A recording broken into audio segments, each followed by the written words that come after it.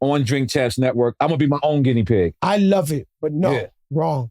I'm your guinea pig again. Yeah, that's right. I forgot you are my nephew. When they tell you Joe Crack ain't really your own man, when they try to tell you all that shit in Queens, you be like, look, bro, then there's been a sacrificial lamb for this guy. Any invention N.O.R.E. ever made. Even reggaeton, when I told him not to go, I was in the video. Like even when I said, yo, and let me clarify that. The reason I was worried for reggaeton is because CNN is a staple in underground real hip hop.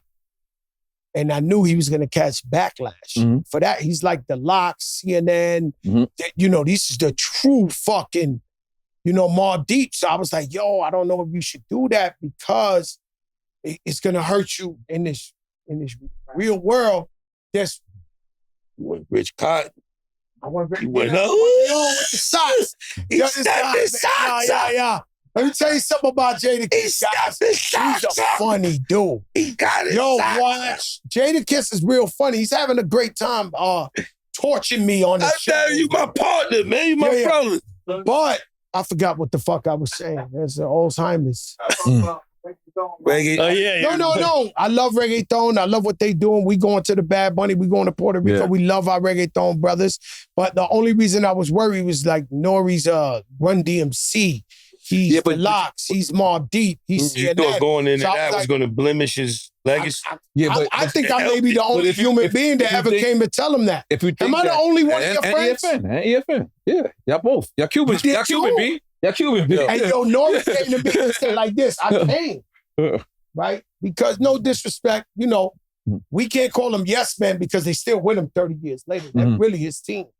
Right? But, you know, I watched guys play me their album and they shit was trash. Not reggaeton, hip hop. And the whole crew was like, yo. And they like, Crack, what you think? And I'm like, they went from that to that. I can't even, you know, you got to be careful. So he got everybody's in the studio reggaetoned out. I'm like, yo, bro, let me out. Same thing that happened.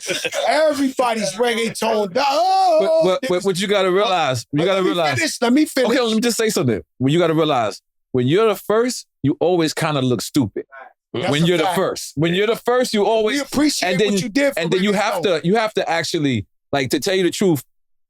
Like I met Bad Bunny with you. You at once a year you bring me to the Knicks game. You hold me down. And by the way, I really appreciate you because I'm a playoff type of guy. Like once it's in the playoffs, then I'm locked in. I'm the season. I'm not in like that. Mitch will have to tell me and you brought me to the most important game. Yeah, to the most important game. You know why? It ain't even about you. I love to show unity to the world and show that my brother, if I got a courtside ticket, that they're calling me. Right. Me and you talk about this all the time. They are calling me from LA, from this, billionaires, all the guys I know, like, Joe, can I sit? This guy is threatening me. Everybody wants that seat. No. Everybody, you know that, nephew, don't lie. Come on, give it up. Your nephew, you know, don't lie. That's that prime time. Right? So I go get my brother. I said, come on, Slime, get your Nick outfit ready. We going. Of course, for real, Joe, we have to do that to show people. The thing that's most magical and legendary about the Locks is that they never broke up and they stood together. We got to show loyalty and unity at all times. So that's what I love about that. What I was saying is, thank God you did that for reggaeton. No, but my thing is, so I want to tell the story real quick. So I go up there, so N.O.R.E., please. Like, I come out my house, you know. I come, we sit in the lobby, I go, N.O.R.E., man, you know, you seeing that. You Queens, you murder. Still that? I'm running Jada and Drink Champs. Hold up. You knew I had the time, but I go like this, and he turns around and goes, his eyes open so wide, he said, they gave me the bag. He said, they gave me such and such amount. I said, I had to leave.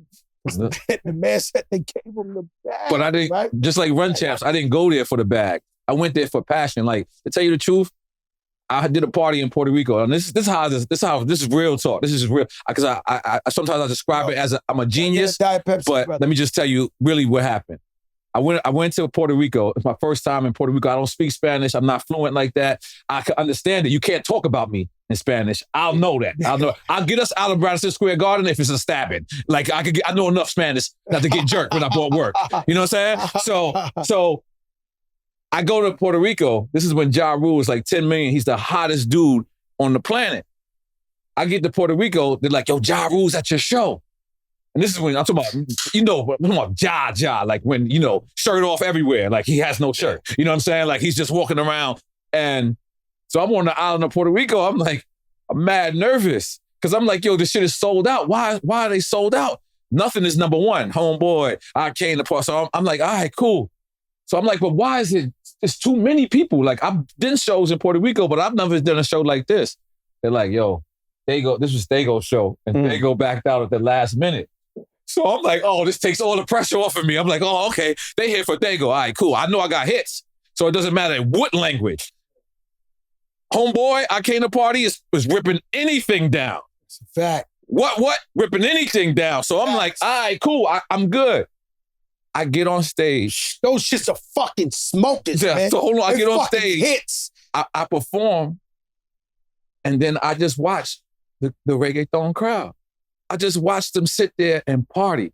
And I was so used to performing and a fight breaking out or someone throwing a drink on someone. And these guys partied. I wanted a part of that world. I was like, I don't want to be around violence anymore. I don't want to do. So I did one record and it was called Toma Reggaeton. And that record went whatever. Then I came up to Kevin Liles, ironically.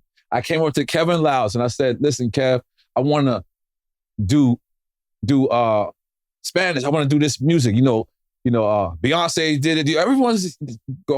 No one sees it at the time. So Kev goes, I'm going to do something that I don't do for no artist. I'm going to let you go out there and go do the record. So I literally, like right now with all these DJs playing reggaeton, like I literally had to go to these people, Joe. Like this is the reason why I was so passionate about it, because I know if it worked, we would be right here. But I thought they would be praising me like God. Like, you know what I'm saying? I thought them niggas is like, whatever, niggas, thank you for what you did. Keep going. You know what I mean? But that shit gave... How do you feel of course, about that? Of course. Like, I'm human. You said you're human. That's my comments. That's my comments. Like when I look... You know what I'm saying? Like when Bad Bunny gave me love that day, that shit really meant a lot to me. Bad Bunny gave you too much. Yo, it really meant a lot to me. I've been around Bad Bunny 20 times. Yes. And he's too cool for school. Right. He shows love, but he keeps it moving. That day we went to the Knicks game, he ran around me. He was like, Poppy. He wanted his... He showed me love. Like, so Bad Bunny, like... so much love. And it was crazy because I was thrown off. Drink Champs might get the first Bad Bunny interview. Y'all better reach out. Nah, I think LeBron got it. I think, that's dope. You know what I mean? But let me get back to what I'm saying. Like, I love when I turn on the radio and I hear reggaeton on, and don't get it twisted, because I don't want people to feel like I'm saying I invented reggaeton. I didn't. I helped it come to America. That shit was so beautiful. So getting back to that story was like, then I did these records and I would perform them, and the number one place in the world is Orlando. I don't know. I don't care what you say. I don't care. I know from the algorithms. The Spanish music is in Orlando. If you want to test anything, you go to Orlando. That is baby Puerto Rico to the core. I beat people up over there. Oh my God. But so I got a story for you. Okay, so hold on. Can I tell you that story? Okay, hold on. No, listen. Oh my God. So now I can actually sit back and say, look what I helped do. Now I didn't help create it, but I helped it come to the masses. I helped introduce it to Americans. Like I would literally go to radio stations and give them records. Like, yo, do you understand how hard it was for me telling people as Capone and Noriega, I got a hit record with a guy named Daddy Yankee? That name sounds so household now. Yeah, but back then, but imagine they like CNN, Capone and Noriega got a right, because you was an underground got a record with hip hop purists. It was and hard. For Latinos, it was already hard enough. Yeah, we didn't, so I'm like I went to Puerto Rico. I don't know if it was a couple years before Echo, that. right? Echo. He took me to a club. I forget the name of the club, but it was one of the big reggaeton clubs. And to me, it sounded like they just looped Murder, She Wrote. N.O.R.E. And it was the same Murder, She Wrote beat, and they were just doing Spanish patois. But still, and I'm like, it's cool, and it looked good with the chicks.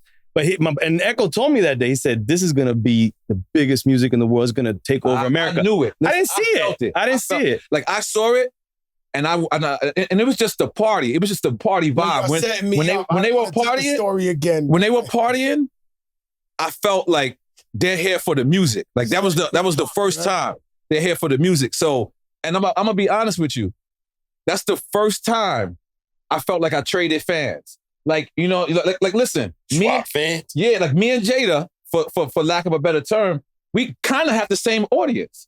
So when I'm getting on a Jada record or Jada's getting on my record, it's kind of the same people anyway. Mobb Deep and Capone and Noriega should have never done records together. We should have, and if we did records together, you know what we should have did? Girl records. I thought about that shit years later. I was like, yo, because we wasn't trading audiences. You know, the first time I felt like I traded audience?